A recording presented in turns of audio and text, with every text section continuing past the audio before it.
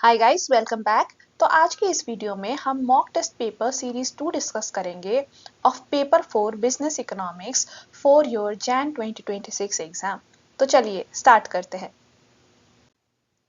Question number 1, the book the Wealth of Nations is written by A Adam Smith, B Arthur Pigou, C Robinson या फिर D Ragnar नर्स्क।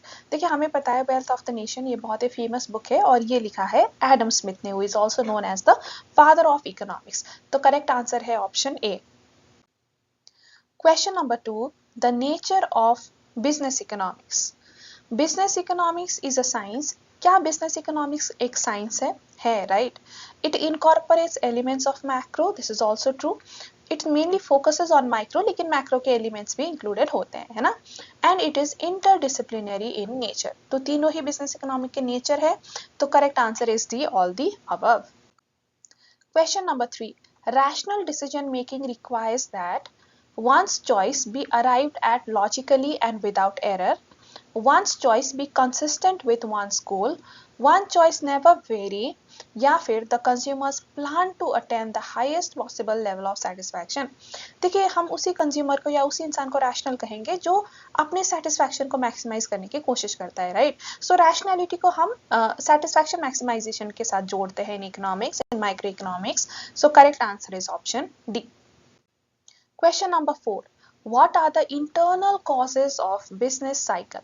देखिए internal causes वो causes होते हैं जो economy से ही related causes है, इकोनॉमिक फैक्टर्स ही है, जैसे कि fluctuation in effective demand, macro economic policies, money supply, ये सारे इकोनॉमिक फेनोमेनॉन या इकोनॉमिक फैक्टर्स है। तो इन सारों को ही हम internal causes of business cycle कहेंगे। तो आंसर होगा डी ऑल दी अबव। जो एक्सटर्नल कॉजेज होते हैं ना वो इकोनॉमी से बाहर के कॉजेज होते हैं, जैसे कि वार हो गया, जो जियो पॉलिटिकल कारण है ना।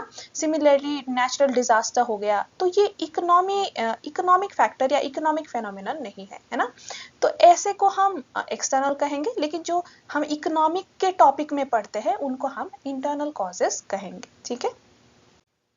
Question number 5, hot rate trade cycle is a monetary phenomenon, unplanned phenomenon, fiscal phenomenon या फिर all of the above। देखिए हॉट रे एक इकोनॉमिस्ट है और उन्होंने कहा है कि ट्रेड साइकिल ज्यादातर मॉनिटरी फेनोमेनन होता है, यानी कि जब मनी सप्लाई में चेंज आती है तभी बिजनेस साइकिल में भी चेंज आती है, ठीक है। सो अकॉर्डिंग टू हॉट रे trade cycle is a monetary phenomenon. Question number 6, a relative price is price expressed in terms of money, the ratio of one money price to another, equal to money price या फिर none of this. देखिए जब भी हम relative word use करते हैं ना then we are comparing two different things, ठीक है। तो यहाँ पे भी रिलेटिव प्राइस का क्या मतलब होता है, the ratio of one money price to another, यानी कि दो प्राइसेस को जब हम कंपेयर कर रहे हैं दैट इज रिलेटिव प्राइस, ठीक है। So correct answer is option B. Question number 7, in case of substitute product the demand curve slopes upwards. तो देखिए यहाँ पे हम ना सब्स्टिट्यूट प्रोडक्ट की क्रॉस इलास्टिसिटी कर्व की बात कर रहे हैं, ठीक है। क्रॉस इलास्टिसिटी डिमांड कर्व की बात हम कर रहे हैं, ओके। तो क्रॉस इलास्टिसिटी डिमांड कर्व कैसे बिहेव करेगा, does it slope upwards, the demand curve slopes downwards, the demand curve is perfectly elastic या फिर नन ऑफ दीज। देखिए सब्स्टिट्यूट प्रोडक्ट की अगर हम क्रॉस इलास्टिसिटी कर्व बनाए तो कर्व हमें इस तरह से upward sloping to the right दिखेगा। देखिए हम एक्स एक्सिस में क्या लेते हैं, we take demand of Y, ठीक है, डिमांड ऑफ एक्स ले लेते हैं और यहाँ पे हम ले लेते हैं प्राइस ऑफ वाई, ठीक है। तो देखिए सब्स्टिट्यूट प्रोडक्ट के केस में क्या होता है, whenever price increases यहाँ पे डिमांड भी इंक्रीज होगा, राइट। अब क्योंकि दोनों ही इंक्रीज हो रहे हैं तो हमारा कर्व इस तरह से अपवर्ड स्लोपिंग होगा टू द राइट, ठीक है। So correct answer would B A, the demand curve slopes upwards. Question number 8, a rise in price will dash increase in consumer surplus, decrease in consumer surplus, no change in consumer surplus या फिर none of this. देखिए जैसे price बढ़ेगा तो consumer surplus decrease होगा क्योंकि consumer को महंगा पड़ेगा, है ना। तो अगर कंज्यूमर को सस्ता पड़ रहा है तो उससे ज्यादा सरप्लस है, महंगा पड़ रहा है तो कम सरप्लस है। Question number 9, law of production does not include dash least cost combination of factors, law of variable proportion, law of diminishing returns to a factor या फिर रिटर्न्स टू स्केल। देखिए लॉ ऑफ प्रोडक्शन में ना we are concern with input and output, उनकी prices या cost से हमें concern नहीं है, ठीक है। तो जो ये लीस्ट कॉस्ट कॉम्बिनेशन है ना, ये कॉस्ट थ्योरी में आता है रादर देन प्रोडक्शन थ्योरी, है ना। बाकी जो चीजें हैं law of variable proportion, return to factor, return to scale, ये सारे प्रोडक्शन के थ्योरी में हम पढ़ते हैं, लेकिन लीस्ट कॉस्ट कॉम्बिनेशन हम कॉस्ट थ्योरी में पढ़ते हैं, ठीक है। So it does not include option A. Question number 10. Which of the following statements is correct concerning the relationship among the firm's cost function? तो इनमें से कौन सा करेक्ट है? Total cost is equals to total variable minus total fix cost, total fix cost is equals to total cost minus total variable cost, total cost is equals to total fixed cost minus total variable cost, या total variable cost is equals to TFC minus TC. तो देखिए correct answer है यहाँ पे option B, है ना। देखिए हमें पता है टोटल कॉस्ट क्या है, total variable cost plus total fixed cost, है ना। तो ये करेक्ट इक्वेशन है। अब इसी को आप किसी भी तरीके से मोड़ सकते हो, लेकिन करेक्ट एक्सप्रेशन यही है, राइट। तो यहाँ से हमें करेक्ट एक्सप्रेशन यही डिराइव होगा, है ना, option B. So option B is correct. Question number 11. In the Cobb-Douglas function, the change in output due to increase in one additional unit of an input is called elasticity, returns to scale, total product या फिर marginal revenue. देखिए इसको हम कहते हैं elasticity. When we change one input, एक input अगर हम एडिशनल डालें तो उससे हमारा आउटपुट कितने से चेंज होगा, उसे हम इलास्टिसिटी कहते हैं, इनपुट इलास्टिसिटी, ठीक है। जैसे कि अगर हम 1 यूनिट ऑफ लेबर इंक्रीज करें और उससे जो हमारा आउटपुट चेंज होगा उसे हम लेबर इलास्टिसिटी कहेंगे। सिमिलरली अगर हम 1 यूनिट ऑफ कैपिटल इंक्रीज करें और उससे हमारा आउटपुट कितना चेंज होगा वो हम मेजर करेंगे तो उसे हम कैपिटल इलास्टिसिटी कहते हैं, ठीक है। तो correct answer would B elasticity. देखिए आपके आंसर क्यूज में रिटर्न्स टू स्केल बताया गया है, लेकिन रिटर्न टू स्केल तो तब होगा ना जब आप सारे ही इनपुट्स इंक्रीज या डिक्रीज करोगे, तो उसे हम रिटर्न्स टू स्केल कहते हैं ना। लेकिन यहाँ पे तो सिर्फ एक इनपुट की बात हो रही है, right. One additional unit of N input, मतलब हम सिर्फ एक ही इनपुट को चेंज कर रहे हैं, तो ये रिटर्न्स टू स्केल कैसे हुआ, है ना। ये लॉजिक ही इनकरेक्ट है। रिटर्न्स तब होगा जब आप सारे ही चीजें, सारे ही इनपुट्स जो है वो चेंज करोगे, है ना। एक इनपुट चेंज करने को हम रिटर्न्स नहीं कहते, राइट, रिटर्न्स टू स्केल नहीं कहते। सो करेक्ट आंसर यहाँ पे होगा option A, elasticity. Question number 12. The condition for pure competition to be fulfilled are dash. Large number of buyers and sellers, products are homogeneous, firms are free from entry and exit from the market, या फिर D all of the above. तो देखिए ये सारे ही conditions जरूरी होते हैं pure competition होने के लिए, तो आंसर होगा D all the above. Question number 13.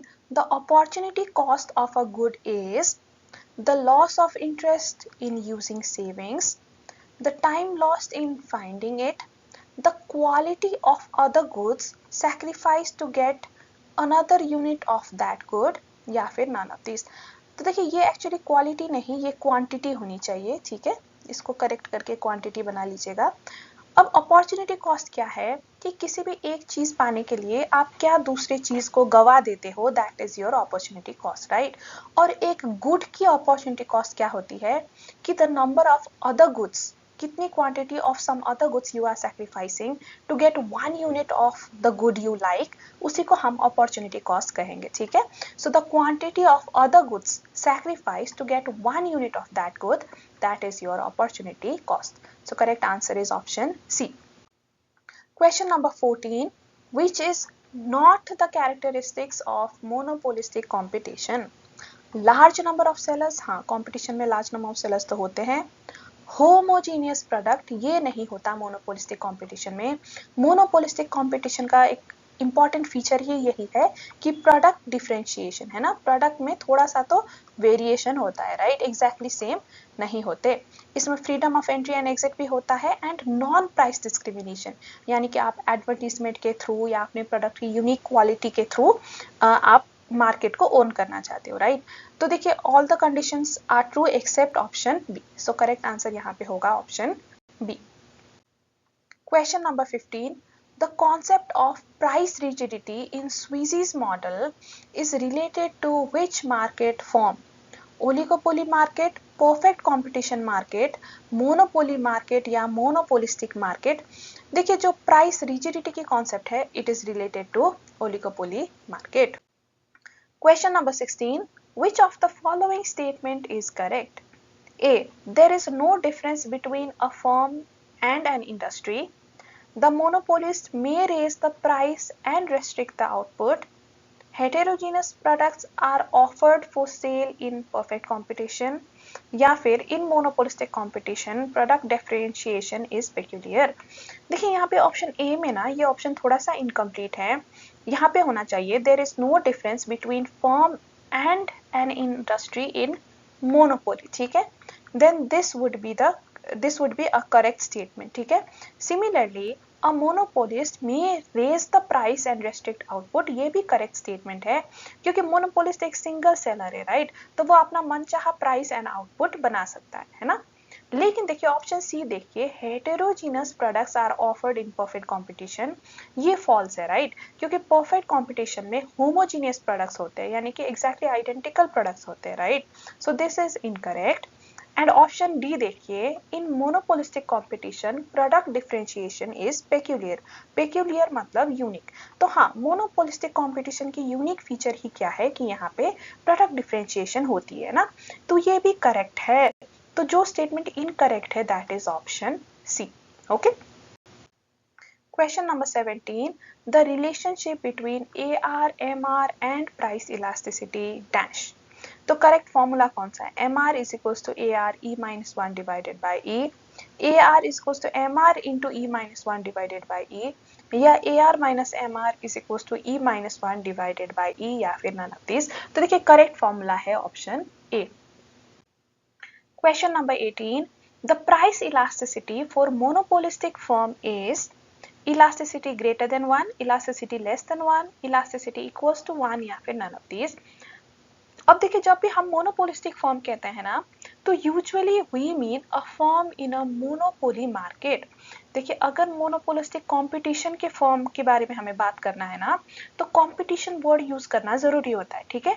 Monopolistic firm usually means a firm in a monopoly market जहाँ पे there is a single seller, ठीक है। तो अब ऐसे में प्राइस इलास्टिसिटी हमारी क्या होती है? Price elasticity usually less than 1 होती है, क्योंकि यहाँ पे कोई क्लोज सब्स्टिट्यूट नहीं है, तो इतना ज्यादा प्राइस की वजह से डिमांड में चेंज नहीं आता, राइट। कंज्यूमर्स सब्स्टिट्यूट ये प्रोडक्ट छोड़ के सब्स्टिट्यूट के पास नहीं जाते, तो ये लेस इलास्टिक रहता है ना। So elasticity is usually less than 1। तो करेक्ट आंसर यहाँ पे होना चाहिए ऑप्शन बी। देखिए मैंने आपके यहाँ पे आपके बुक से मॉड्यूल से ये पैराग्राफ भी लिया हुआ है, जहाँ पे क्लियरली यहाँ पे मेंशन्ड है कि देखिए the price elasticity of demand for a monopolist product is also less than 1। लेकिन अब इंस्टीट्यूट ने जब आंसर क्यों दिया है यहाँ पे, तो उन्होंने ऑप्शन ए को करेक्ट आंसर बताया है, जो कि यहाँ पे मुझे थोड़ा इनकरेक्ट लगता है। मैंने नेट में भी इसके रिगार्डिंग रिसर्च किया, और कुछ लाइक साइट्स इस तरह के लॉजिक दे रहे हैं कि अगर हम ये फॉर्मूला देखेंगे MR is equals to AR into E minus 1 by E वाला फॉर्मूला, तो अगर हमारी इलास्टिसिटी जो है ये लेस देन 1 होती है, तो MR जो है हमारी नेगेटिव आएगी, ठीक है। और क्योंकि कोई भी फॉर्म अपने MR को नेगेटिव नहीं रखना चाहता, तो कोई भी लेस देन इलास्टिसिटी में प्रोड्यूस नहीं करेगा। जब मोनोपोलिस्ट फॉर्म प्रोड्यूस करेंगे तो वो इलास्टिसिटी ग्रेटर देन 1 वाले लेवल में ही प्रोड्यूस करेंगे, यानी कि इस फॉर्मूला में वो चाहेंगे कि Ed value should be greater than 1, ताकि यहाँ पे AR पॉजिटिव आए, ताकि ये जो वैल्यू है ये पॉजिटिव आए एंड हमारा MR भी पॉजिटिव आए। AR तो वैसे ही पॉजिटिव ही होती है, ठीक है। तो इस लॉजिक के बेसिस में कुछ साइट्स ने आंसर दिया है कि प्रॉफिट मैक्सिमाइजिंग लेवल पे इलास्टिसिटी ग्रेटर देन 1 होनी चाहिए फॉर मोनोपोलिस्ट फॉर्म ऑल्सो। लेकिन देखिए इस तरह का कॉन्सेप्ट हमने हमारे सिलेबस में नहीं पढ़ा है। देखिए ये फॉर्मूला तो हमने पढ़ा है, लेकिन ये फॉर्मूला के रिगार्डिंग इस तरह की बातें नहीं बताई गई है कि मोनोपोली फॉर्म को हमेशा इलास्टिसिटी ग्रेटर देन 1 में ही प्रोड्यूस करनी चाहिए, या ऐसा कुछ हमें नहीं पढ़ाया गया है। और इनफैक्ट जब हमें मोनोपोली पढ़ाया गया है तो मॉड्यूल ने ही क्लियरली लिखा है कि इलास्टिसिटी लेस देन 1 होनी चाहिए। तो ऐसे में हम कैसे ऑप्शन ए को करेक्ट बताया है ना, हमारे मॉड्यूल के हिसाब से तो हम ऑप्शन बी को ही करेक्ट बताएंगे। लेकिन ये क्वेश्चन थोड़ी सी डूबियस है, थोड़ी सी कंफ्यूजिंग है, और कई बच्चे कहते हैं कि ma'am may be monopolistic form का मतलब इंस्टीट्यूट का मतलब होगा कि form in a monopolistic competition. अब वो भी हो सकता है, लेकिन कंपटीशन वाले अगर हम मोनोपोलिस्टिक कंपटीशन की बात कर रहे हैं ना, तो कंपटीशन मेंशन करना जरूरी होता है, क्योंकि जनरल पार्लेंस में मोनोपोलिस्टिक फॉर्म का मतलब मोनोपोली के फॉर्म का ही मतलब होता है। ठीक है, so this question is a bit dubious. ठीक है, इस तरह के डूबियस क्वेश्चन वैसे तो एग्जाम में नहीं पूछी जानी चाहिए, पर मॉड्यूल के हिसाब से अगर हम आंसर दें तो answer should be less than 1 only. Okay, now question number 19. When a small change in price leads to a large change in demand, the demand is inelastic, elastic, stagnant या फिर fixed। देखिए, अगर small change in price large change in demand लेके आ रहा है, मतलब demand is responsive to price, यानी कि demand is elastic। Question number 20. The relationship between price and quantity supplied in the law of supply is proportionate, homogeneous, inverse या फिर positive. देखिए, price and quantity का relationship in the law of supply it is positive, क्योंकि जब price increase होती है तो quantity supplied भी इंक्रीज होती है, एंड जब प्राइस डिक्रीज होती है क्वांटिटी सप्लाइड भी डिक्रीज होती है, तो दोनों सेम डायरेक्शन में दे आर मूविंग, है ना। तो relationship is positive, option D. अब कई बच्चे प्रोपोर्शनेट को टिक लगा देते हैं। देखिए, प्रोपोर्शनेट का मतलब होता है कि जितने से प्राइस इंक्रीज होगी उतने से ही सेम परसेंटेज से क्वांटिटी सप्लाइड भी अगर इंक्रीज होगी तो उसे हम प्रोपोर्शनेट कहेंगे। लेकिन सारे प्रोडक्ट्स के तो प्रोपोर्शनेट इंक्रीज नहीं होता है ना। जहाँ पे इलास्टिसिटी 1 है, इलास्टिसिटी ऑफ सप्लाई 1 है, सिर्फ वहीं पे प्रोपोर्शनेट होता है। लेकिन हमें पता है इलास्टिसिटी ऑफ सप्लाई कभी कभार ग्रेटर देन 1 होती है, कभी लेस देन 1 होती है, तो एवरी केस में प्रोपोर्शनेट हो ऐसा जरूरी नहीं है। ठीक है, तो relationship is simply positive. Question number 21.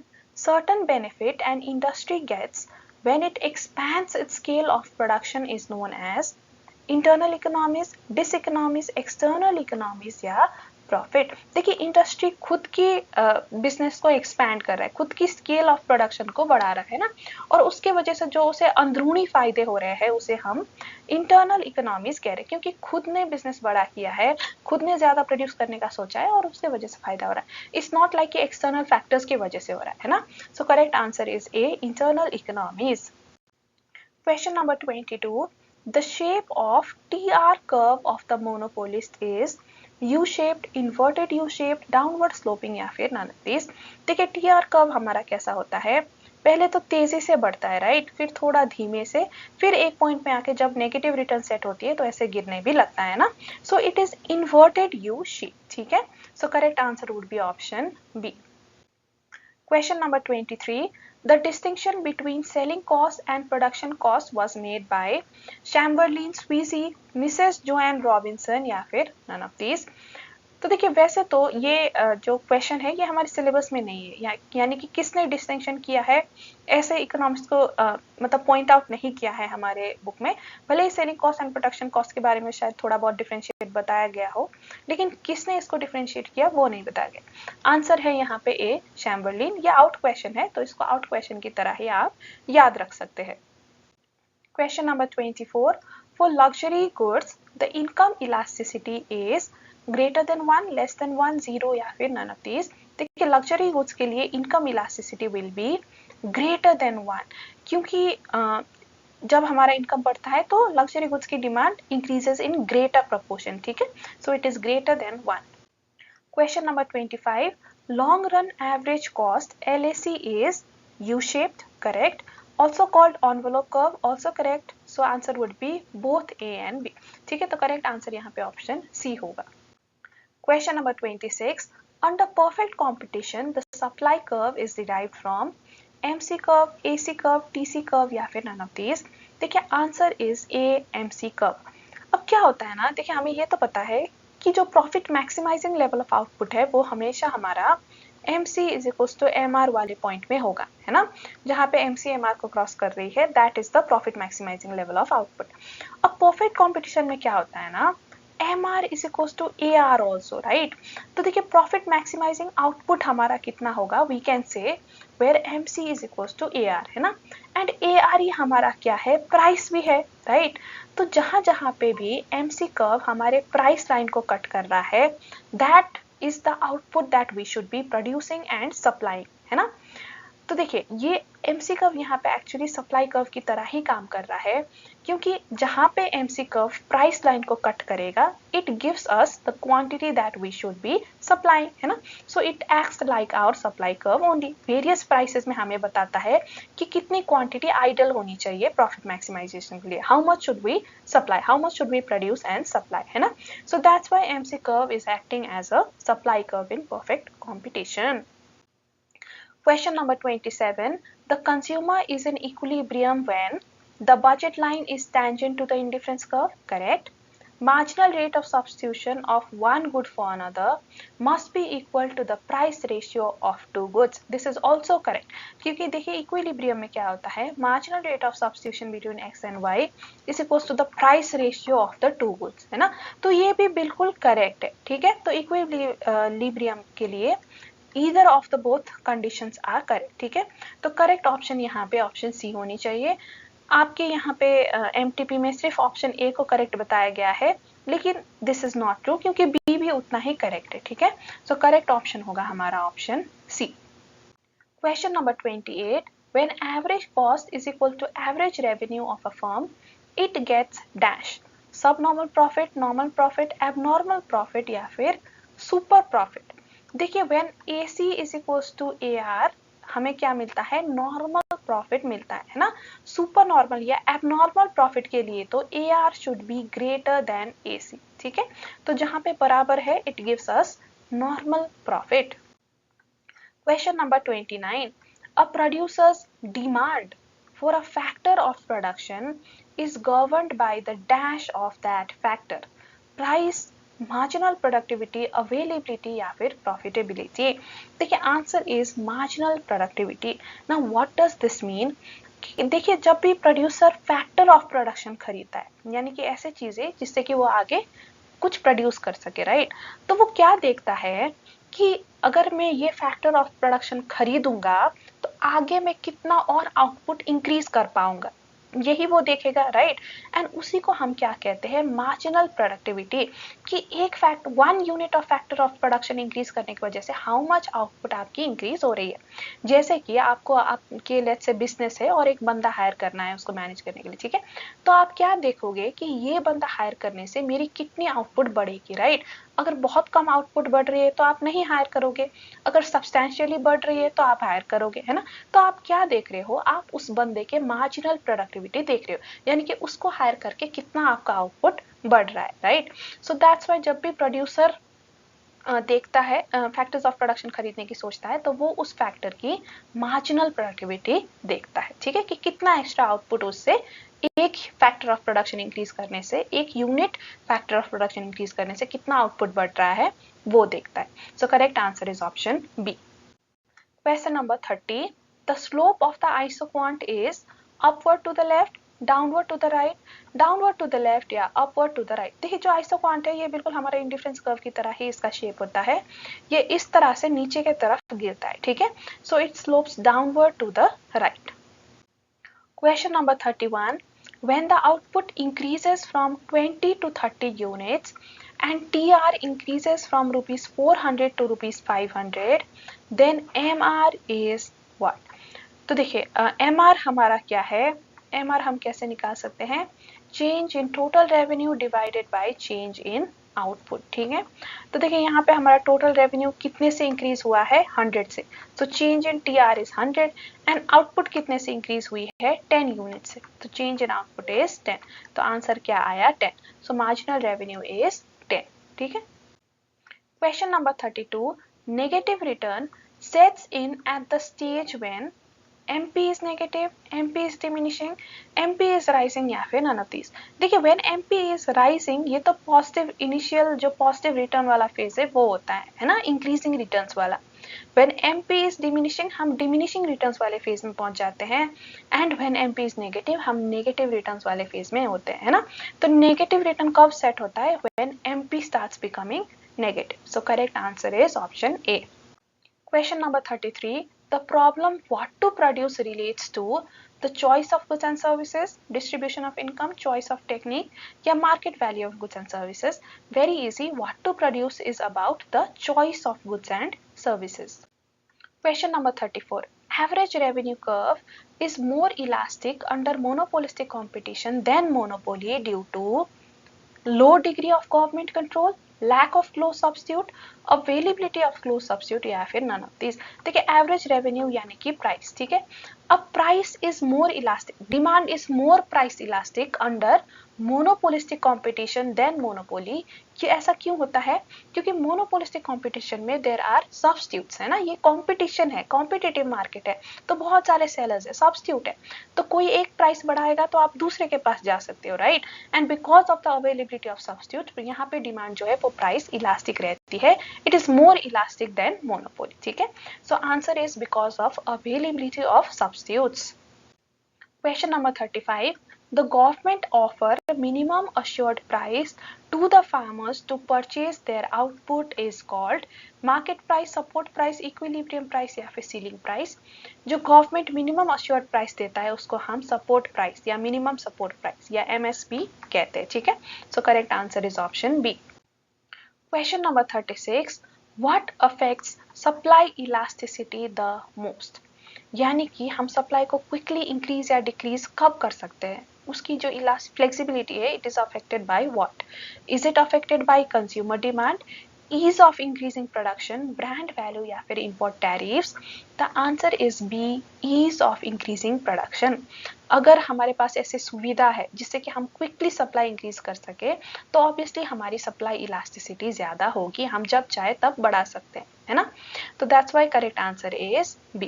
देखिए कंज्यूमर डिमांड जब करता है तो कंज्यूमर के डिमांड के बेसिस में ही हम सप्लाई इंक्रीज करते हैं, लेकिन इट इज नॉट नेसेसरी कि जब भी कंज्यूमर डिमांड इंक्रीज करे तब तुरंत हम सप्लाई बढ़ा सकते हैं, ऐसा जरूरी नहीं है, राइट। कभी कभार हम चाह के भी नहीं बढ़ा सकते क्योंकि हमारे पास ईज ऑफ इंक्रीजिंग सप्लाई नहीं है, राइट। तो इसलिए सप्लाई इलास्टिसिटी जो है वो डिपेंड करता है on the ease of increasing production only, okay। Question number 37.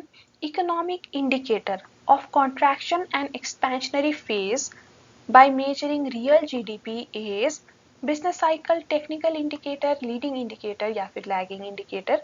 देखिए ये क्वेश्चन बेसिकली कह रहा है कि जो कॉन्ट्रैक्शन एंड एक्सपेंशनरी फेज होता है कलेक्टिवली, जिसको हम आइडेंटिफाई करते हैं by looking at our real GDP, तो ये पूरे फेनोमेनॉन को हम क्या कहते हैं? तो इसे हम कहते हैं business cycle. Question number 38. The restaurant industry has a market structure that comes closest to monopolistic competition, oligopoly, perfect competition या फिर मोनोपोली। देखिए restaurant industry is monopolistic competition. Answer क्यों में ओलिगोपोली बताया है लेकिन वो गलत है, क्योंकि देखिए एक एरिया में या एक कंट्री में कितने रेस्टोरेंट होते हैं, राइट। आजकल तो अनगिनत रेस्टोरेंट होते हैं, सिर्फ 10 या 10 से कम तो नहीं होते, है ना। एंड फ्री एंट्री है, फ्री एग्जिट है, कल को आप चाहो आप भी रेस्टोरेंट खोल सकते हैं, हर कोई खोल के बैठा हुआ है, राइट। तो इतना कोई रेस्ट्रिक्शन भी नहीं है, खरीदने वाले जाने वाले रेस्टोरेंट में जाने वाले कस्टमर्स भी बहुत है, रेस्टोरेंट ओनर्स भी बहुत है, राइट। तो मोनोपोलिस्टिक कंपटीशन के फीचर्स वो ज्यादा दिखाते हैं rather than oligopoly. So correct answer would be option A. And there is product differentiation also, है ना। मोनोपोलिस्टिक कंपटीशन के एक बेसिक फीचर क्या है कि प्रोडक्ट डिफरेंशिएशन होनी चाहिए। अब हर रेस्टोरेंट में थोड़ा सा डिफरेंशिएशन तो होता ही है, सर्विस में डिफरेंशिएशन होता है, टेस्ट में आप कैसे बनाते हो, आपके मेन्यू में डिफरेंशिएशन होता है, right. So that's why correct answer यहाँ पे मोनोपोलिस्टिक कंपटीशन ही होनी चाहिए। Question number 39. If an input is owned and used by a firm, then its explicit cost is zero, implicit cost is zero, opportunity cost is zero या economic cost is zero. तो देखिए input क्या है, ये firm owner का ही अपना खुद का इनपुट है, ठीक है। तो खुद की जो चीज है वो अपने बिजनेस में लगा रहा है, ठीक है। अब उसको उस प्रोडक्ट के लिए अपने पॉकेट से तो खर्चा नहीं करना पड़ा क्योंकि उसके पास ऑलरेडी ये इनपुट था पहले से, उसने लगा दिया, राइट।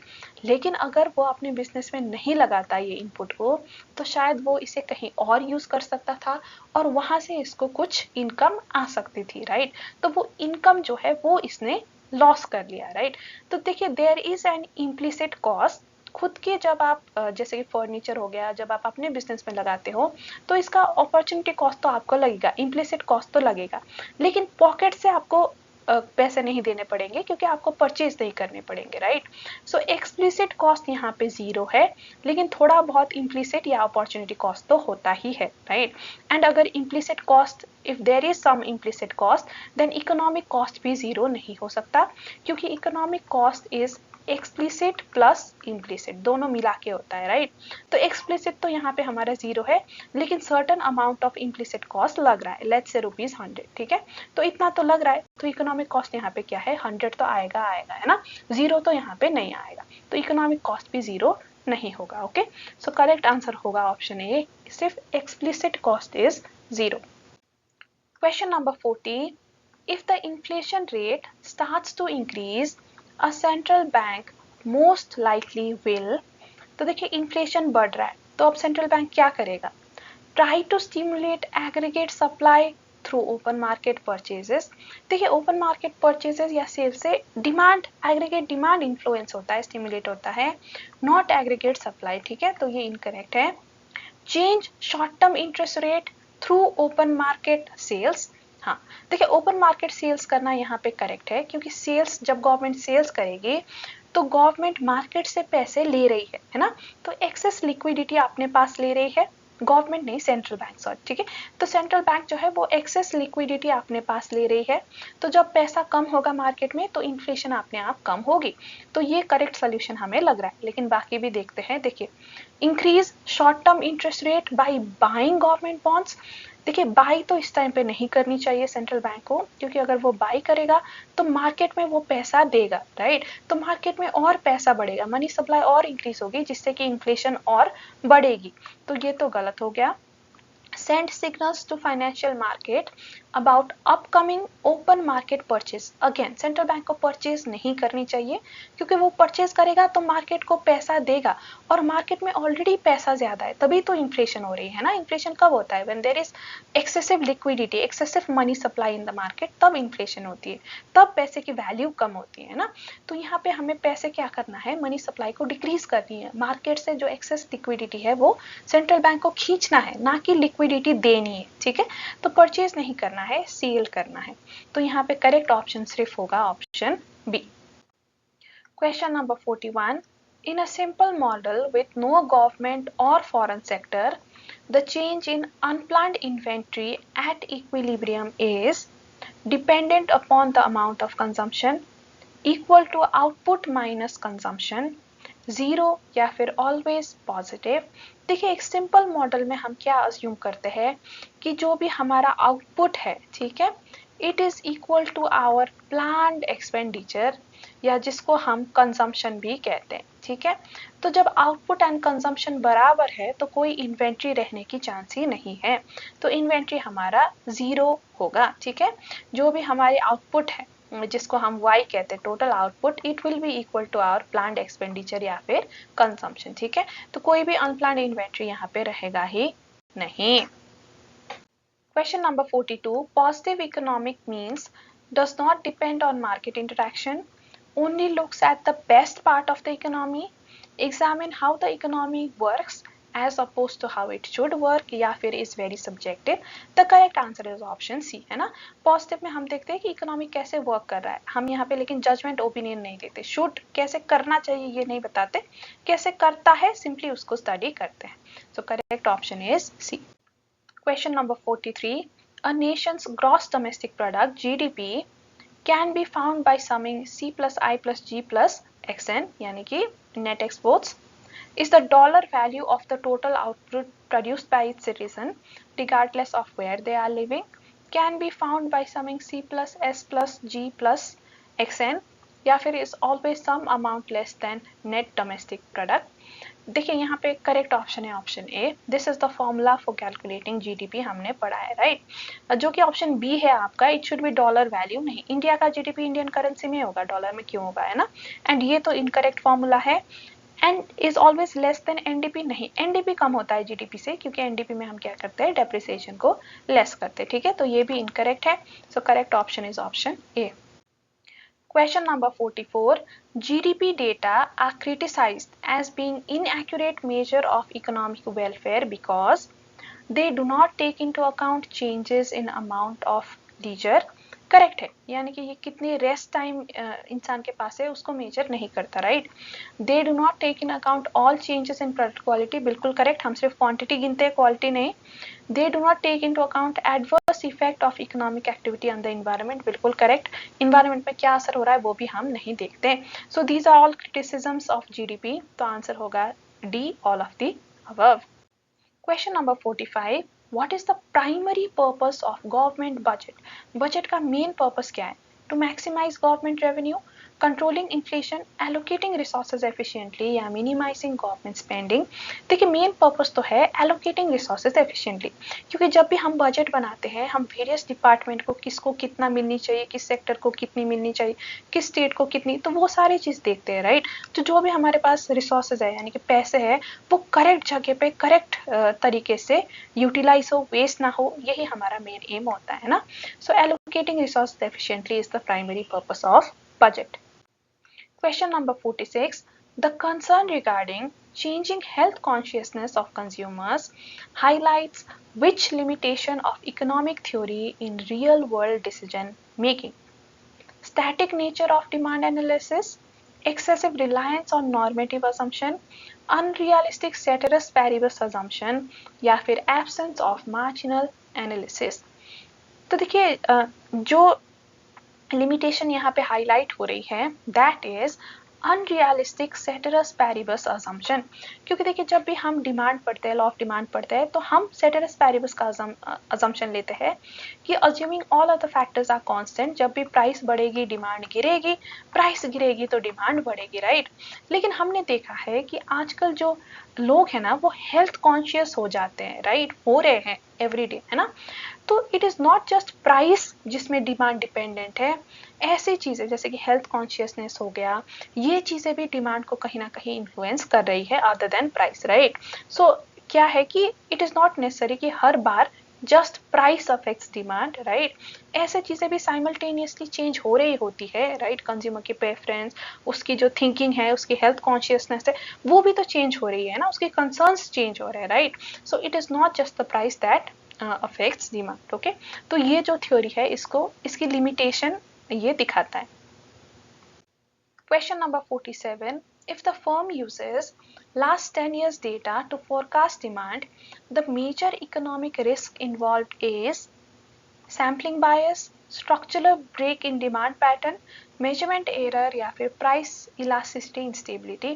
देखिए हम 10 साल के डेटा दे रहे हैं तो सैम्पलिंग बायस तो नहीं है क्योंकि हमारे पास इनफ सैंपल है, पिछले 10 साल का इतना सारा डाटा है, राइट। तो सैम्पलिंग बायस यहाँ पे नहीं है। यहाँ पे जो रिस्क है that is structural break in demand pattern. Structural break का क्या मतलब होता है कि जब भी हम पास्ट के डेटा से फ्यूचर प्रेडिक्ट करते हैं ना, तो जो हम सडन चेंज इन पैटर्न होता है ना उसको नहीं आइडेंटिफाई कर पाते। जैसे कि हो सकता है लास्ट ईयर तक एक पैटर्न हो डिमांड का, हो सकता है इस साल बदल जाए, है ना, क्योंकि इस साल में भी इन्वायरमेंट में कुछ चीज बदल गई है, कुछ टेक्नोलॉजी बदल गया है, इंसान का पर्सपेक्टिव, उसकी कंसर्न्स बदल गई है। तो ये जो सडन चेंज होता है ना इसको फिर हम ठीक से नहीं कैलकुलेट कर पाते अपने फोरकास्ट में, ठीक है। So this is the correct answer. Measurement error तो तब होता है जब हम डेटा को सही से कैलकुलेट नहीं करते, ठीक है। तो ये यहाँ पे इस तरीके का रिस्क नहीं है, हम लास्ट 10 ईयर के डेटा ले रहे हैं, अगर हम सही कैलकुलेट कर रहे हैं तो मेजरमेंट एरर नहीं होगा। एंड प्राइस इलास्टिसिटी इंस्टेबिलिटी भी लाइक हो सकती है कि सर्टेन जगह पे price elasticity there is instability, लेकिन मेजर यहाँ पे रिस्क हमें स्ट्रक्चरल ब्रेक ही लग रहा है कि जो sudden change in demand pattern है उसको हम आइडेंटिफाई नहीं कर पा रहे। Question number 48. In a socialist economy, the Central Planning Authority is responsible for only taxation policies, only foreign trade, major economic decision including what, when and how to produce, या फिर maintaining law and order only. The correct answer is option C. Central Planning Authority वो major economic decision लेती है जैसे कि what, when and how to produce. Question number 49. Conspicuous goods are demanded more because of low price, necessity, prestige value या government subsidy. Answer is prestige value, क्योंकि ऐसे goods हम इसीलिए खरीदते हैं for their prestige value. Question number 50. The bandwagon effect in consumer behavior leads to decrease in demand when others start consuming the product, no change in demand pattern, increase in demand because others are also consuming the same commodity, या perfect inelastic demand. Bandwagon का मतलब होता है कि जैसे बाकी लोग कर रहे हैं वैसे ही करना, right, to be a part of the trend. तो इससे डिमांड इंक्रीज होती है क्योंकि आप भी वही चीज कंज्यूम कर रहे हैं जो बाकी लोग कर रहे हैं, तो उस कमोडिटी की डिमांड जो है वो इंक्रीज हो रही है. ठीक है, तो correct answer is option C. Now guys, before we move on, मैं आपको हमारे बिजनेस इकोनॉमिक टेस्ट सीरीज के बारे में बताना चाहती हूँ. देखिए, हम business economic test series provide कर रहे हैं एट जस्ट ₹250. ये टेस्ट सीरीज में आपको मिलेगा चैप्टर वाइज टेस्ट, ठीक है, and 2 full syllabus mock test भी आपको मिलेगा. चैप्टर वाइज टेस्ट में आपको 1900 से भी ज़्यादा MCQs मिलेंगे ऑल टुगेदर. ओके, ये टेस्ट आपने क्या करना है, आपने ऐप के थ्रू आप दे सकते हो, अपने मोबाइल के थ्रू, या फिर आप ऑनलाइन लैपटॉप के थ्रू भी दे सकते हो. ठीक है, तो जैसे आप टेस्ट दोगे, आप टेस्ट लाइक क्विज के फॉर्म में होगा. ठीक है, आपने करेक्ट आंसर चूज करना है, फिर आप सबमिट कर सकते हैं. सबमिट करने के बाद आपको स्कोरिंग दिखेगा एंड आपको परफॉर्मेंस एनालिसिस भी मिलेगा, एंड उसके बाद आप ईच टेस्ट को रिव्यू कर सकते हैं, एंड रिव्यू करने के बाद आप देख सकते हैं आपने कहाँ पे मिस्टेक किया, and each and every question की यहाँ पे आपको एक्सप्लेनेशन भी मिलेगी. तो ये टेस्ट की यूनिक फीचर यही है कि each MCQ is accompanied by an explanation, जो कि डिटेल एक्सप्लेनेशन है, इजी लैंग्वेज में है, आपको समझ आ जाएगी इस हिसाब से. ठीक है, और ये टेस्ट सीरीज में जितने भी आपके पास MTPs, PYQs, RTPs के क्वेश्चन है वो सब इंक्लूडेड है अलॉन्ग विथ एक्सप्लेनेशन ऑल्सो. तो इससे आपकी प्रिपरेशन काफ़ी स्मूथ हो जाएगी. आपको 10 सोर्सेज से 10 जगह से क्वेश्चन करने की ज़रूरत नहीं पड़ेगी. बस यही टेस्ट सीरीज के थ्रू आप करोगे तो आपके लिए एग्जाम के लिए मोर देन इनफ हो जाता है, क्योंकि सारे इंस्टीट्यूट के सोर्सेज के क्वेश्चन तो है ही, MTPs, PYQs, RTPs, और उसके अलावा मेरे एक्स्ट्रा क्वेश्चन भी है. ठीक है, तो ये एक टेस्ट सीरीज करोगे तो you will be 100% prepared for exam. और ये टेस्ट सीरीज करने के बाद मेरे कई सारे बच्चे 80+ मार्क्स लेके आए हैं, एंड कुछ बच्चे तो 90+ भी स्कोर कर पाए हैं. तो ये टेस्ट सीरीज बहुत ही हेल्पफुल होने वाली है, एंड आपको कहीं भी कोई भी MCQ में डाउट होता है तो मैं भी हूँ आपके डाउट सॉल्व करने के लिए. जो भी बच्चे टेस्ट लेते हैं हम उनको एक अलग व्हाट्सएप ग्रुप में डालते हैं, और वहाँ पे जो भी उनकी समस्या है, डाउट है कॉन्सेप्ट को लेके, MCQ को लेके, तो वहाँ पे डाउट क्लैरिफाई भी मैं करती हूँ. ठीक है, तो आपको test series along with mentorship दोनों ही मिल रहे हैं जस्ट ₹250 में, और ये टेस्ट 180 डेज के लिए वैलिड है, यानी कि 2 अटेम्प्ट तक आप ये टेस्ट का फ़ायदा ले सकते हैं. ठीक है, एंड मैं आपको बस इतना ही कहूँगी ये टेस्ट सीरीज के बारे में कि जो आपका कॉस्ट है, आपको जो कॉस्ट पड़ेगा ₹250, it is much less than the marginal benefit जो आपको ये टेस्ट सीरीज से मिलेगा, यानी कि marginal benefit is higher than marginal cost. और एज अ इकोनॉमिक स्टूडेंट हमें पता है कि अगर हमारा बेनिफिट हायर है कॉस्ट से तो हमें ये ज़रूर लेनी चाहिए, है ना, इसमें हमारा फ़ायदा है. ठीक है, so with this let's move on now. अगर आपको टेस्ट लेनी है तो दिस इज़ द लिंक, आप ये लिंक में जाके हमारे टेस्ट देख सकते हैं एंड परचेज कर सकते हैं. एंड परचेज करने में कोई दिक्कत हो तो आप मुझे व्हाट्सएप में भी मैसेज कर सकते हैं. जैसे आप टेस्ट खोलोगे तो आपको मेरा नंबर भी वहाँ पे दिख जाएगा, ईमेल आईडी भी दिख जाएगी, जहाँ पे आप मुझे कांटेक्ट कर सकते हैं फॉर परचेजिंग द टेस्ट. ठीक है, या कोई भी आपको और क्वेरी हो टेस्ट के बारे में तो भी आप वहाँ पे पूछ सकते हैं. मैं अपना व्हाट्सएप नंबर भी यहीं पे आपके दे देती हूँ, 7042573353. This is my WhatsApp number. आप यहाँ पे कांटेक्ट करके टेस्ट के रिगार्डिंग कोई भी क्वेरीज है तो मुझे पूछ सकते हैं. ओके, तो चलिए अब मूव ऑन करते हैं नेक्स्ट क्वेश्चन में. Okay, question number 51. Which of the following is an assumption of the law of diminishing marginal utility? तो इनमें से कौन सा law of diminishing marginal utility के assumption है? Change in income, continuous consumption, change in taste, या फिर availability of substitutes? देखिए, answer is change in consumption, क्योंकि डिमिनिशिंग मार्जिनल यूटिलिटी पढ़ते वक्त हम कहते हैं कि जो कंजम्पशन है दो यूनिट्स की, उनमें गैप नहीं होनी चाहिए, यानी कि कंजम्पशन एक के बाद दूसरा कंटिन्यूस होना चाहिए, है ना. So this is one of the assumptions of the law of diminishing marginal utility.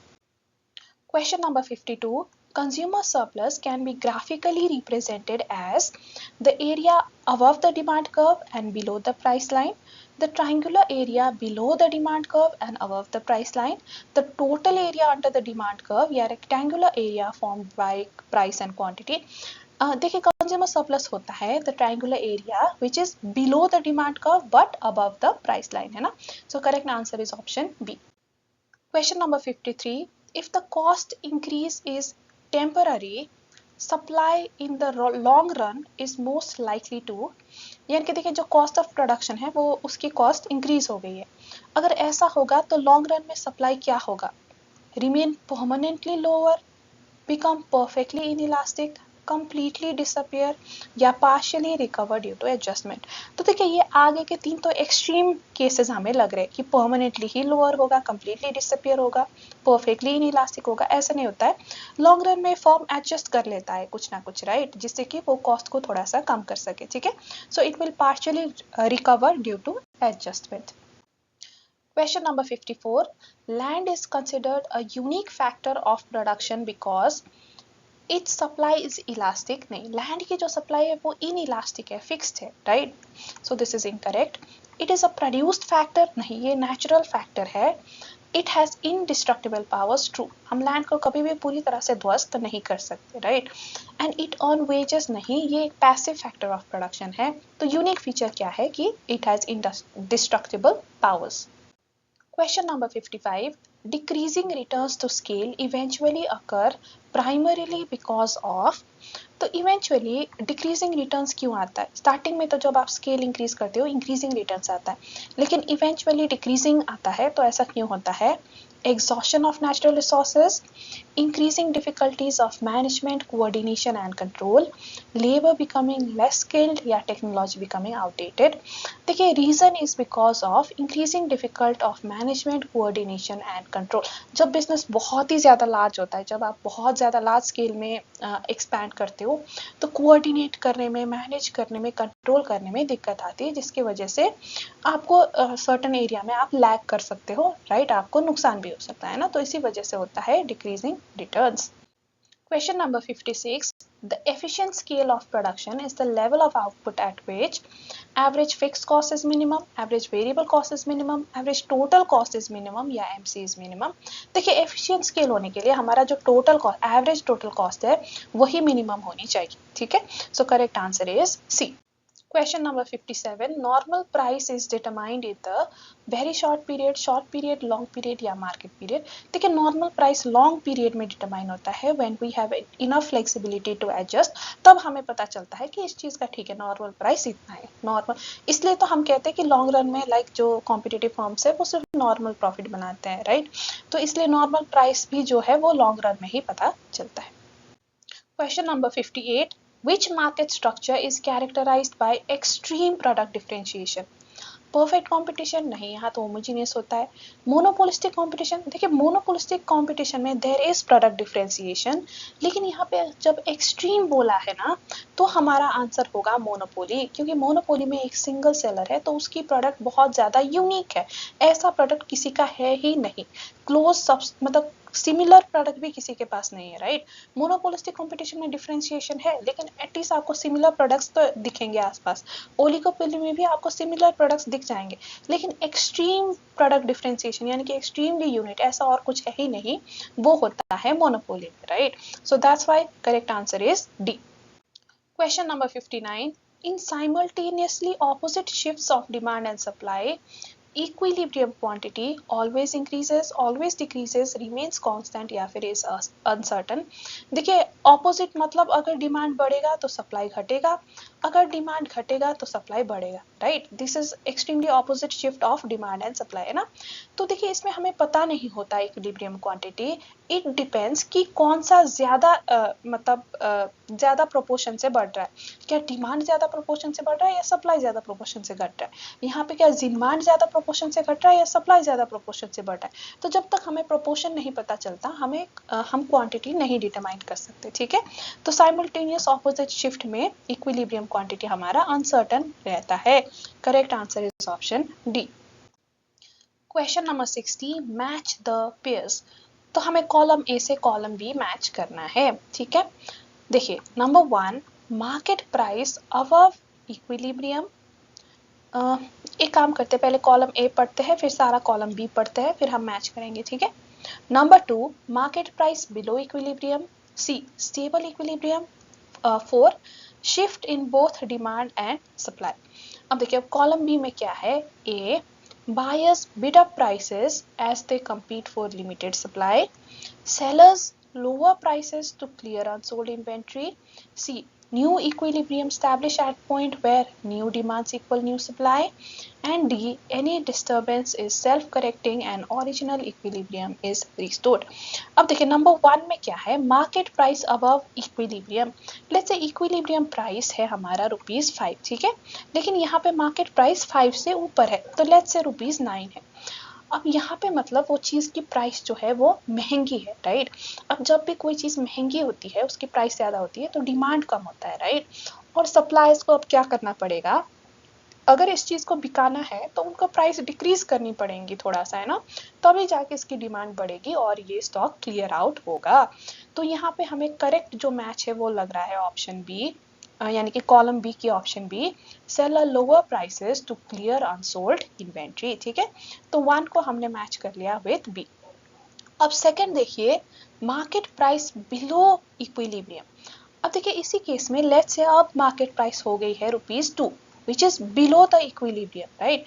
अब इसमें क्या होता है, इतने कम प्राइस देख के बहुत सारे डिमांड आ जाते हैं, ठीक है, बहुत सारे बायर्स आ जाते हैं, और क्या होगा, buyers bid up prices as they compete for limited supply. ठीक है, सप्लाई लिमिटेड है, बायर्स बहुत ज़्यादा आ गए, सप्लाई से भी ज़्यादा आ गए हैं, तो अब बायर्स एक आपस में कम्पीट कर रहे हैं और इसकी वजह से अब प्राइस भी इंक्रीज होगा. ठीक है, तो 2 को हमने यहाँ मैच कर दिया ए से. अब स्टेबल इक्विलिब्रियम का क्या मतलब होता है, स्टेबल इक्विलिब्रियम होता है when there is any disturbance is self correcting and original equilibrium is restored. जब equilibrium कोई भी जब मार्केट में गलती होती है तो वो अपने आप सेल्फ करेक्ट करके जब वापस इक्विलिब्रियम में आ जाता है तो उसे हम स्टेबल इक्विलिब्रियम कहते हैं. सो 3 का डी हो गया. एंड 4 पॉइंट देखिए, shift in both demand and supply. जब दोनों डिमांड एंड सप्लाई में शिफ्ट होगा तो क्या होगा, न्यू इक्विलिब्रियम स्टैब्लिश होगा at a point where new demand and new supply meet. Okay, so देखिए 4 को हमने मैच कर दिया सी से, तो ये होगा हमारा करेक्ट मैच. ठीक है, तो ये कहाँ पे है, देखिए शायद ये ऑप्शन 1 में ही है ना. 1 का बी, 2 का ए, 3 का डी एंड 4 का C. So correct answer is option A. Question number 61. Which event typically marks the start of recovery? A, rising inventories. देखिए इन्वेंट्रीज मतलब बिक नहीं रही आपकी सामान, आप इन्वेंट्री होल्ड हो रही है, तो ये तो कॉन्ट्रैक्शन का सिग्नल है. ठीक है, इंक्रीजिंग पेसिमिज्म यानी कि नेगेटिव फीलिंग आना, ये भी कॉन्ट्रैक्शन की है. ठीक है, एंड पीक इन्फ्लेशन, अब ये पीक फेज का है. रिकवरी कब स्टार्ट होगा, when there is renewal of investment. जब बिजनेस वापस से अपने बिजनेस में पैसे लगाना स्टार्ट करे, ज़्यादा प्रोडक्ट बनाना स्टार्ट करे. सो इन दैट केस हमें समझना चाहिए there is recovery is starting. ठीक है, so correct answer is option C. Question number 62. The IT bubble burst illustrates the failure of fiscal policy, demand forecasting, innovation theory या growth over profit strategy. तो ये failure बताता है of growth over profit strategy. देखिए IT bubble burst में क्या हुआ था ना, कि लोगों को लग रहा था कि आईटी तो पता नहीं क्या ही है, और जो भी आईटी कंपनी है उनकी जो शेयर है वो भर भर के उनकी प्राइस बढ़ रही थी, क्योंकि लोगों को लगता था कि आईटी तो अब कुछ भी कर लेगा, दुनिया बदल देगा. वो ओवर एक्सपेक्ट कर रहे थे. ठीक है, वो ये नहीं देख रहे थे कि जो आईटी सेक्टर के फर्म्स हैं वो साल दर साल प्रॉफिट कितना कमा रहे हैं. तो प्रॉफिट के बेसिस में एक रीजनेबल ग्रोथ एस्टिमेट करना चाहिए. हमें बहुत ज़्यादा किसी की भी वैल्यू अंधाधुन नहीं बढ़ानी चाहिए. ठीक है, तो इसी की वजह से आईटी बबल बर्स्ट हुआ था, क्योंकि ग्रोथ, जो शेयर्स की ग्रोथ है ना, वो प्रॉफिट के बेसिस में रीजनेबल एस्टिमेट में नहीं थी. बहुत ज़्यादा ग्रोथ हो गया था, लोगों ने बहुत ज़्यादा भाव बढ़ा दिया था अपने बस सेंटिमेंट से ही, राइट, कि ये तो बढ़िया चीज़ है, ये तो बहुत बड़ा होगा, ऐसे कर करके बहुत भाव बढ़ा दिए थे. ओके, तो इसका फेलियर हमें यहाँ पे देखने को मिलता है. जैसे कि अभी फिलहाल एआई का भी ऐसा ही हाल हो रहा है. अब हमें लग रहा है AI is the biggest thing in the world, और जो भी एआई से रिलेटेड बिजनेसेस है उनके भाव बहुत बढ़ रहे हैं, राइट. लेकिन हमें एक रीजनेबल एस्टिमेट रखना चाहिए हमेशा, हमें अंधाधुन किसी के भी भाव नहीं बढ़ानी चाहिए. Question number 63.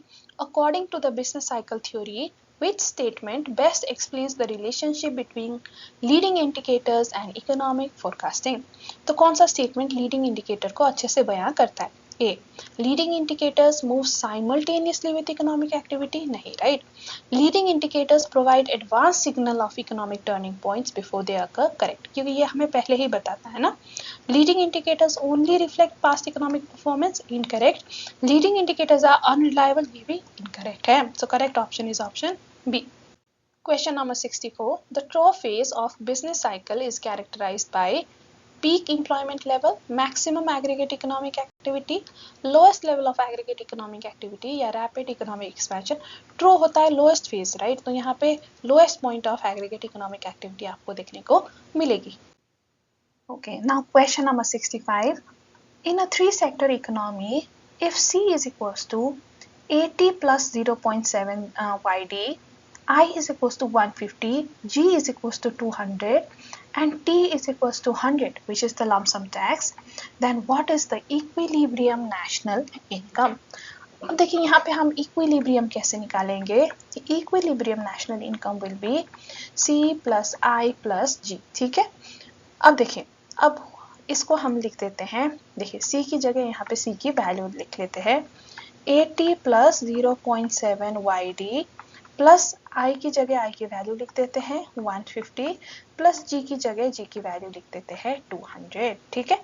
अब देखिए, अब ये जो YD है ना, YD का मतलब क्या है? YD is our disposable income और ये कैसे निकाली जाती है?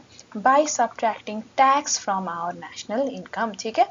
अब नेशनल इनकम या इक्विलिब्रियम इनकम तो हमें नहीं पता, राइट. सो ये y ही रहेगा, लेकिन टैक्स हमें पता है. टैक्स इज 100, है ना. So this is the value of YD. YD is equals to y minus 100. तो यहाँ पे YD की जगह हम y माइनस 100 लिख सकते हैं, ठीक है. सो देखिए y is equals to 80 plus 0.7 y minus 100 plus 150 plus 200, ठीक है. So y will be equal to 80 plus 0.7y minus 70 plus 150 plus 200, है ना. अब इसको सॉल्व करते हैं. देखिए y को एक जगह ले आते हैं. y minus 0.7y will be equal to 80 minus 70 plus 150 plus 200. अब देखिए इसको कंटिन्यू करते हैं. देखिए y minus 0.7y will give you 0.3y is equals to, अब इसको सॉल्व करिए. देखिए 200 plus 150 will give you 350, this is 10, right. तो this will be 360, है ना. so y is equals to 360 divided by 0.3, so answer will be 1200 crores, ठीक है. तो y की वैल्यू इक्विलिब्रियम नेशनल इनकम यहाँ पे कितनी आई? 1200 crores. Question number 66. The net divisible pool NDP consists of gross tax revenue including cesses, only direct taxes, all union taxes excluding cesses and surcharges, या फिर only GST revenue. देखिए net divisible pool में हमारे आती है सारे union के taxes, लेकिन इसमें हम सेस एंड सरचार्ज को हटाते हैं, ठीक है. So all union taxes excluding cess and surcharge. Question number 67. Which fiscal function is being overemphasized in this scenario? अब देखिए ये क्वेश्चन इनकम्प्लीट है क्योंकि यहाँ पे सिनेरियो तो दिया ही नहीं है, बस हमें सिनेरियो के बाद का क्वेश्चन पूछ लिया, तो कैसे आंसर करेंगे, right. So incomplete question we can not answer, so इसको हम ऐसे ही छोड़ देते हैं. Question number 68. Which situation best illustrates adverse selection? देखिए एडवर्स सिलेक्शन कब होता है? जब one party out of the two, उसको जब नॉलेज नहीं होता, पूरी नॉलेज नहीं होता, तो वो गलत सेलेक्ट करता है ना. अब देखिए इंश्योर ड्राइवर ड्राइव्स रैशली, तो ये आपका मोरल हैजर्ड में आता है कि कॉन्ट्रैक्ट हो गया उसके बाद रैशली ड्राइव कर रहा है ना, ये मोरल हैजर्ड है, not adverse selection. Seller hides product defects before sale. अब देखिए अब यहाँ पे सेलर क्या कर रहा है, वो जानबूझ के डिफेक्ट को छुपा रहा है ताकि बायर गलत बाई करे, है ना. तो ये एडवर्स सिलेक्शन में आता है क्योंकि बेचारा बायर को तो डिफेक्ट पता ही नहीं चलेगा कि वो सेलर ने छुपाया है ना, और वो गलत आइटम सेलेक्ट कर लेगा, ठीक है. कंज्यूमर ओवर यूजेस सब्सिडी नहीं, ये भी नहीं है, and government fixes minimum price भी नहीं है. Correct answer is option B. Question number 69. Which of the following expenditure is not subject to voting by the parliament?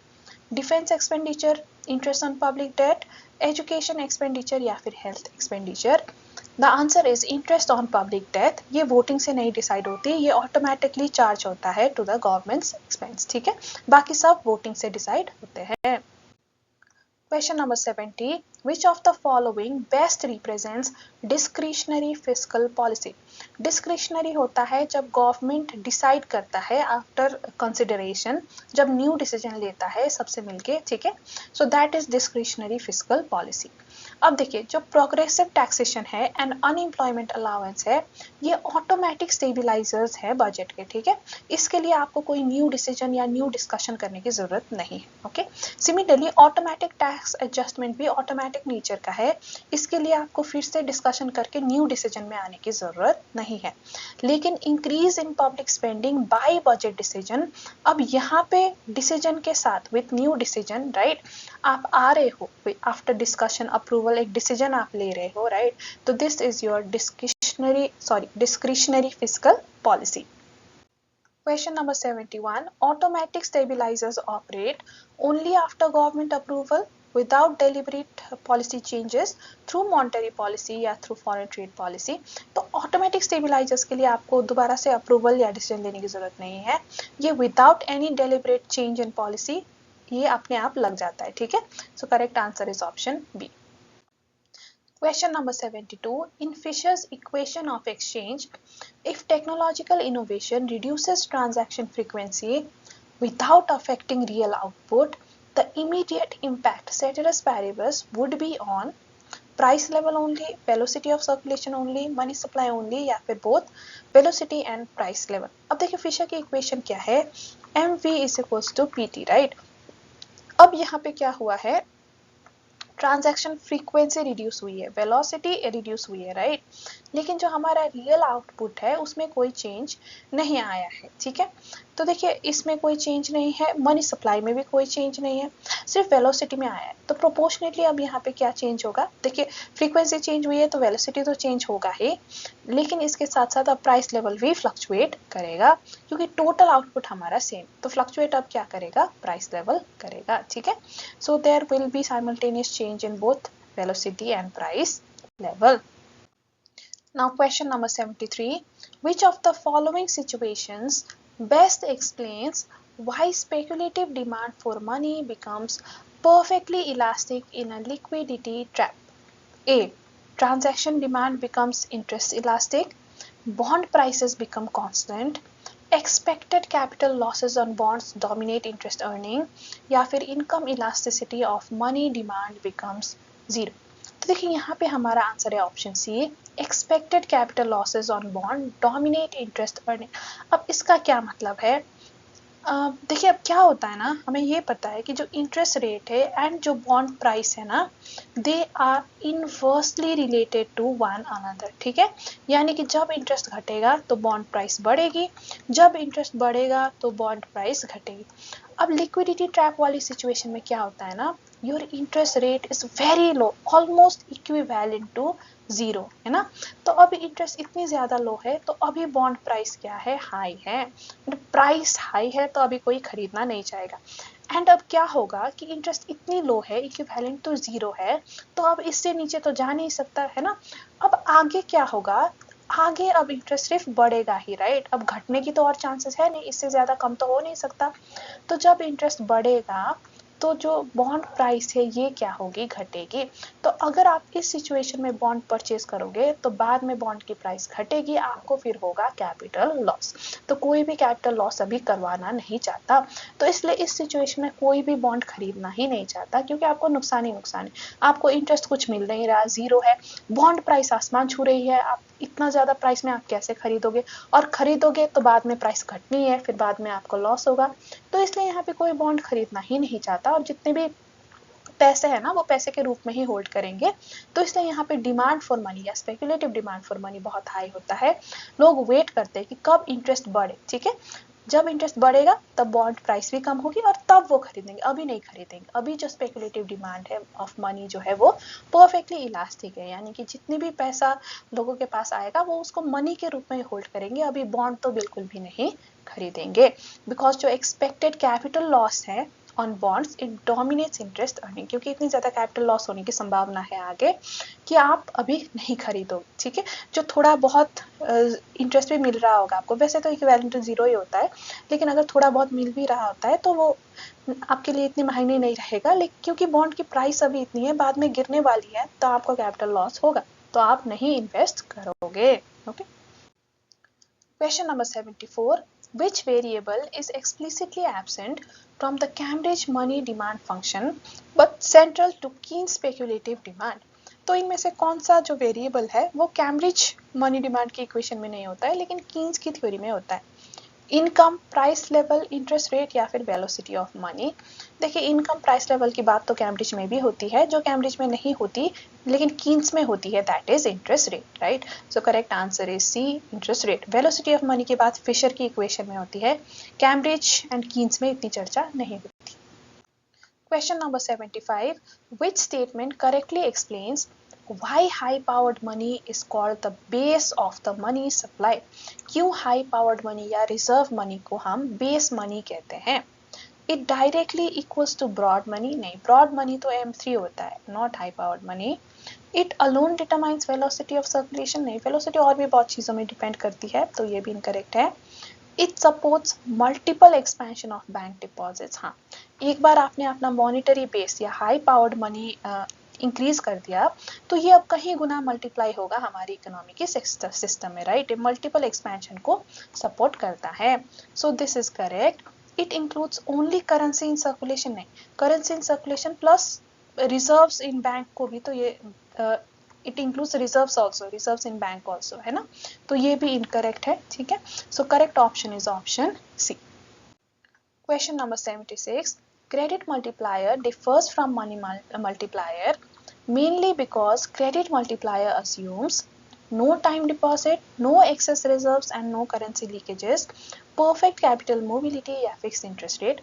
देखिए क्या होता है ना, मनी मल्टीप्लायर में हम अज्यूम करते हैं कि थोड़ा सा तो लीकेज भी होगा, थोड़ा इंसान सेविंग करेगा, सारा कंजम्पशन में नहीं लगाएगा, राइट। तो जितना कंजम्पशन में आगे लगा रहा है उतना ही मल्टीप्लाई होता है, जो लीकेज है सेविंग वगैरह है वो मल्टीप्लाई नहीं होती, तो मनी मल्टीप्लायर में हम उसको कंसिडर करते हैं, है ना। लेकिन क्रेडिट मल्टीप्लायर में क्या होता है कि हम ये लीकेज को कंसिडर नहीं करते, हम सोचते हैं कि बैंक कुछ भी एक्सेस रिजर्व नहीं रखेगा, जितना भी उसके पास पैसा है वो आगे मल्टीप्लाई करता ही रहेगा, ठीक है। सो करेक्ट आंसर यहाँ पे होगा no excess reserve and no currency leakages. तो यही डिफरेंस है between credit and money multiplier. Question number 77. If the central bank injects liquidity through open market purchases, but banks choose to hold all additional reserves as excess reserves, the money supply will increase multiple times, increase only by initial injection, decrease या फिर become indeterminate। तो देखिए central bank ने यहाँ पे क्या किया, उसने लिक्विडिटी इंजेक्ट किया बैंक के पास। सेंट्रल बैंक ने क्या किया, कुछ एक्स्ट्रा पैसा दे दिया बैंक को थ्रू ओपन मार्केट परचेज, ठीक है। उसने कहा चलो ये एक्स्ट्रा पैसा है, अपना धंधा बढ़ाओ। लेकिन अब बैंक्स ने क्या करा, जो ये एक्स्ट्रा पैसा है ना, इन सारे को एक्सेस रिजर्व्स बना के रख दिया, यानी कि आपने पास ही रिजर्व बना के होल्ड किया, इसको आगे इकोनॉमी में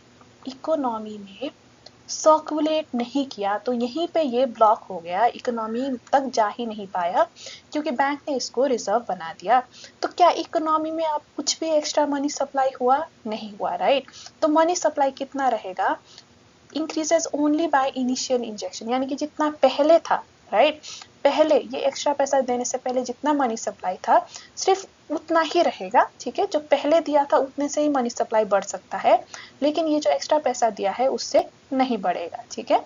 सो increases only by initial injection, ये अभी जो एक्स्ट्रा पैसा दिया है उससे नहीं बढ़ेगा, जो पहले ही था सिर्फ उसी से बढ़ेगा। So correct answer is option B. Question number 78. Under the Monetary Policy Framework Agreement, RBI is deemed to have failed if inflation deviates from the target even once, breaches tolerance limits for 2 consecutive quarters, exceeds upper or lower tolerance limits for 3 consecutive quarters, या deviates from WPI target. देखिए हम RBI को fail तब कहेंगे जब 3 consecutive quarter तक वो अपर या लोअर लिमिट को ब्रीच करता है। जैसे कि देखिए हमारा टारगेट इन्फ्लेशन तो 4 है, लेकिन लोअर लिमिट हमारा 2 है, अपर 6 है, राइट। तो अगर 3 कॉन्जिक्यूटिव क्वार्टर तक इन्फ्लेशन 6 से ऊपर ही रहा या 2 से बिलो रहा तो तब हम कहेंगे RBI फेल हो गया। So correct answer is option C. Question number 79, which of the following assumptions, if violated, most seriously undermines the practical applicability of Ricardo's theory of comparative advantage। तो इनमें से कौन सा assumption अगर वायलेट हो गया तो रिकार्डो की जो थ्योरी है उसको उसकी जो यूटिलिटी है, एप्लीकेबिलिटी है, वो अंडरमाइन हो जाएगी। देखिए, two country two commodity framework, absence of transport cost, labour immobility between countries या labour as a sole factor of production. देखिए रिकार्डो की थ्योरी में क्या है ना, it is based on labour theory of value, right. जो भी हम कंपैरेटिव एडवांटेज कहते हैं कि एक कंट्री को मिलता है, वो कंपैरेटिव एडवांटेज हम कैसे कैलकुलेट करते हैं, on the basis of labour की एफिशिएंसी, राइट। तो यहाँ पे एक सीरियस अजम्पशन क्या है कि जो लेबर है वही कंपैरेटिव एडवांटेज डिसाइड करता है, ठीक है, उसी को हम as a sole factor of production यहाँ पे मान रहे हैं। तो अगर ये अजम्पशन वायलेट हुआ तो रिकार्डो की थ्योरी इतनी होल्ड नहीं करेगी, क्योंकि उसकी जो थ्योरी है वो लेबर थ्योरी में ही बेस्ड है। जितने भी कंट्री को कॉम्पिटिटिव एडवांटेज हो रहा है वो सिर्फ लेबर की एफिशिएंसी की बेसिस में हो रहा है, ठीक है। So this is our correct answer.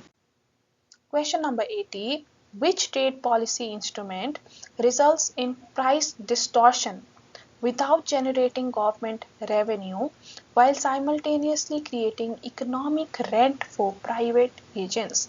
Import tariff, countervailing duty, import quota या export tax। देखिए tariff, duty, tax, these are all forms of tax. इन तीनों से ही गवर्नमेंट को रेवेन्यू होगा ही होगा, लेकिन हमें क्वेश्चन ने पूछा है विदाउट जनरेटिंग गवर्नमेंट रेवेन्यू जो प्राइस को इम्पैक्ट करे, then that would be import quota, ठीक है। इम्पोर्ट कोटा में क्या होता है कि सर्टन लिमिट तक तो आपको एक अलग प्राइस देना पड़ेगा, राइट, लेकिन लिमिट के बाद यू हैव टू पे सर्टन अनदर प्राइस, एक्स्ट्रा आपको पे करना पड़ेगा, राइट। और वो एक्स्ट्रा किसके पास जाएगा, वो प्राइवेट एजेंट्स के जेब में जाएगा।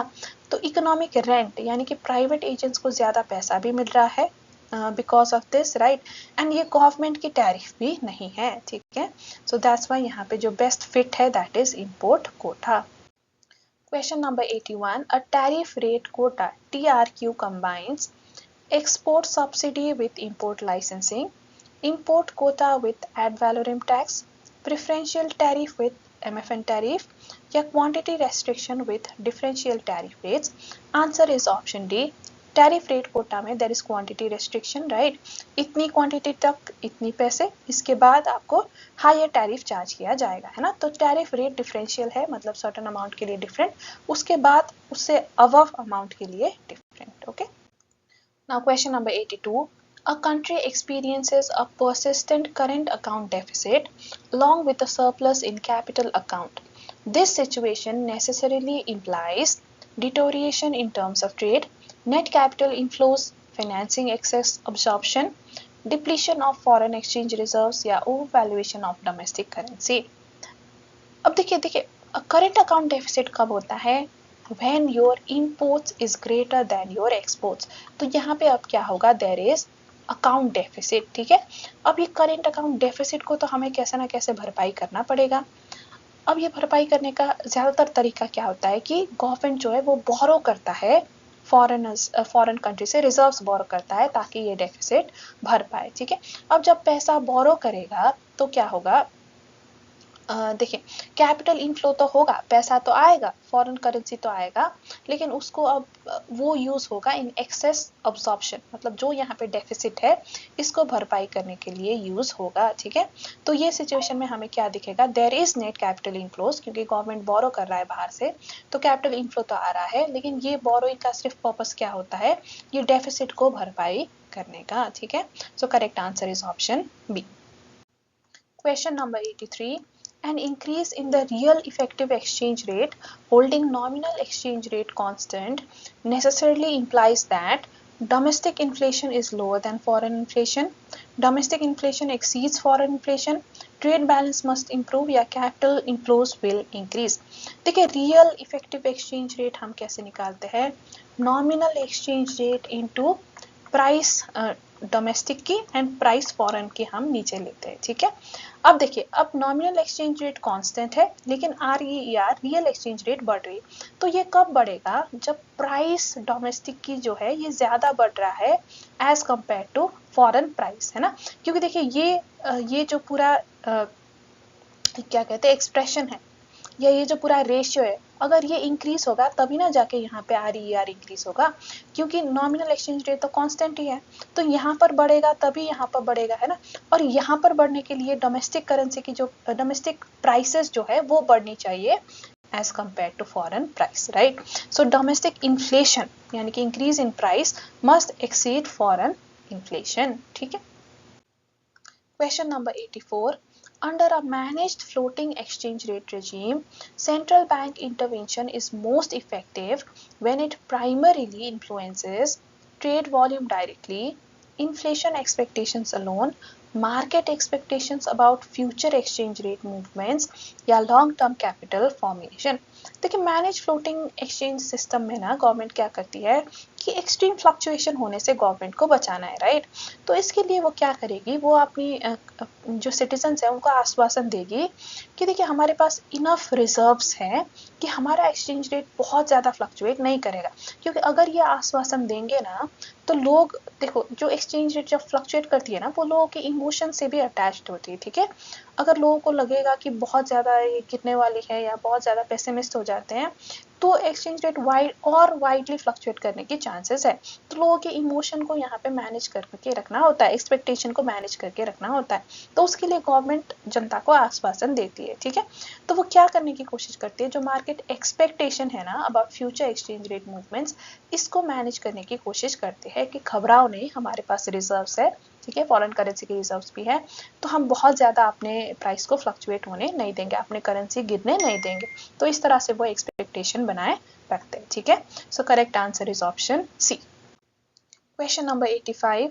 Foreign portfolio investment FPI is more likely than FDI to trigger a financial crisis in the host country because FPI is associated with technological transfer, is driven by expectations and speculative capital movements, enhance domestic productive capacity या requires managerial control.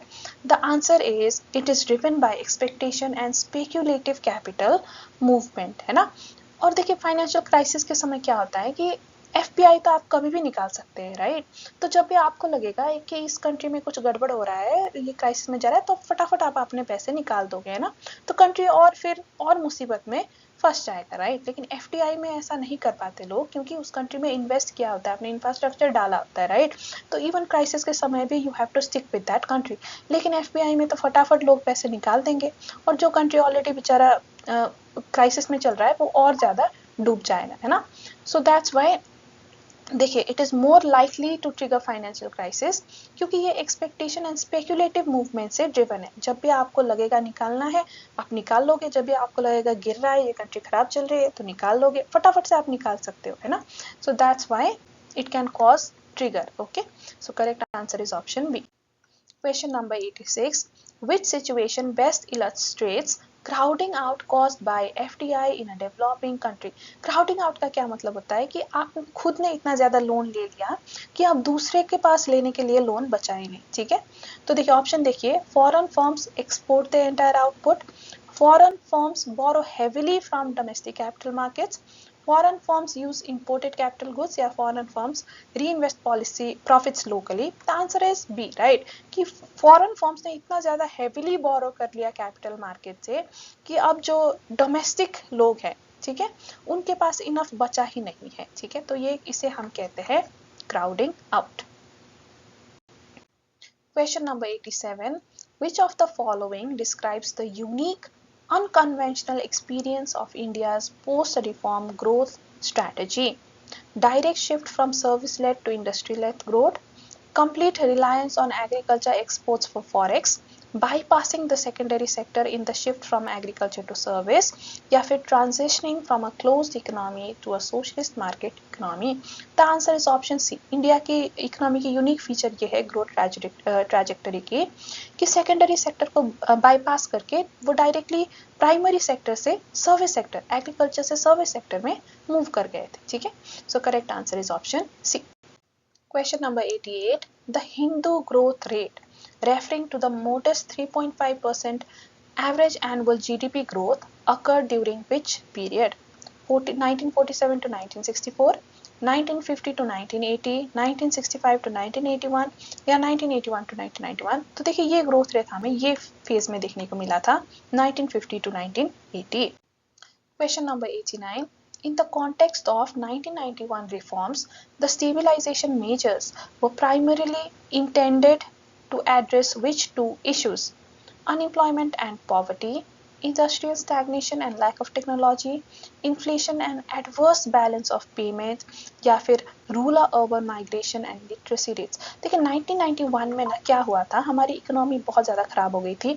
जो हमारी balance of payment है, यानी कि जो हमें हमारे पास foreign currency आ रही है एंड जो हमें फॉरेन को देना है, फॉरेन कंट्रीज को देना है, उसे बैलेंस ऑफ पेमेंट कहते हैं. ठीक है, इतनी कम हो गई थी कि सिर्फ 2 हफ्ते के काम चलाने के बची हुई थी. ठीक है, सिर्फ 2 हफ्ते तक हम चीज़ें इंपोर्ट कर सकते, इतनी कम हमारी बैलेंस ऑफ पेमेंट हो गई थी, इतनी कम फॉरेन रिजर्व्स हमारे पास रह गए थे. ठीक है, तो एक तो ये क्राइसिस से हमें बाहर निकलना था 1991 में, और दूसरा इन्फ्लेशन आसमान छू रहा था. ठीक है, तो ये दो क्राइसिस से हमें 1991 में बचना था और इसी के लिए स्टेबलाइजेशन मेजर्स ले आई गई थी. So answer is option C. Question number 90. Which committee's recommendation led to the reduction of reserve requirements SLR and CRR in early 1990s? Kelkar committee, Narasimham committee, Chelliah committee या फिर Gadgil committee? Answer is Narasimham committee. Question number 91. Which specific Niti Aayog initiative is aimed at reducing India's oil import bill and converting coal reserves into cleaner fuel? शून्य, ई अमृत, methanol economy या फिर life? The answer is methanol economy. तो यहाँ पे हम कोल reserves जो है अपने, उससे हम फ्यूल बनाना चाहते हैं ताकि इंडिया के जो इंपोर्ट बिल है, ऑयल इंपोर्ट करने के बिल है, वो कम हो जाए. Question number 92. The policy of broadbanding introduced in 1985 allowed firms to issue unlimited shares in capital market, import raw materials without any tariff, change their product mix within existing capacity without fresh licensing, या merge with any public sector unit. देखिए broadbanding का मतलब होता है कि आप अपने product mix को चेंज कर सकते हो without taking any for the licence. ठीक है, so correct answer is option C. Question number 93. According to new trade theory, a country may export a good even without comparative advantage due to government trade restrictions, increasing returns to scale and network effects, factor abundance reversal या perfect competition in global market. देखिए new trade theory के 2 main pillars क्या थे? Increasing returns to scale and network effects, है ना. तो even अगर आपके पास कंपेरेटिव एडवांटेज नहीं है, you can still export to other countries, right? क्योंकि ऐसे करने से क्या होगा, there is increasing returns to scale and network effects भी बढ़ेंगे. So correct answer is option B. New trade theory यही 2 पॉइंट्स पे ही फोकस करता है ना. Question number 94. Which of the following situations best demonstrates a market failure due to asymmetric information? A monopolist exploiting market power by reducing supply, consumer buying substandard product because they lack information about quality, the government providing public goods like street lighting, natural monopoly where economies of scale drive market competition. देखिए asymmetric information मतलब there is lack of information to for one party, right? तो ये कहाँ पे है? ये option B में बताया गया है कि कंज्यूमर सब स्टैंडर्ड प्रोडक्ट खरीद रहा है क्योंकि उसके पास इंफॉर्मेशन ही नहीं है, सेलर के पास है, कंज्यूमर के पास नहीं है. तो ये हमें दिखाता है asymmetric information.